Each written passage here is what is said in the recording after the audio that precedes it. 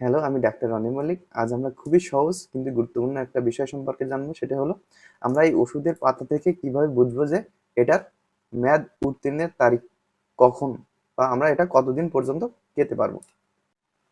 আমরা যখন হাতে ওষুধের পাতাটি নিই, ওষুধের পাতাটি নিলে দেখা যাবে যে এর নিচের অংশে কিছু নাম্বার লেখা আছে। এই যে 49614471, এগুলো হলো এই ওষুধের ব্যাচ নাম্বার, যা নির্দিষ্ট উৎপাদন লটকে শনাক্ত করার জন্য ব্যবহৃত হয়। আর এখানে E0329 মানে হলো 29 হলো 2029 সাল, এবং 03 হলো 2029 সালের তৃতীয়তম মাস মানে মার্চ মাস।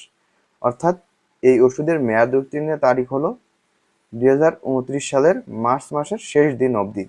অর্থাৎ এটা 2029 সালের মার্চ মাসের শেষ দিন অবধি ব্যবহার করা যাবে যদি এটা সঠিক উপায়ে সংরক্ষণ করা হয়ে থাকে। তাহলে ভিডিওটি ভালো লাগলে আপনারা লাইক দেবেন, শেয়ার করবেন এবং আমার চ্যানেলকে সাবস্ক্রাইব করবেন।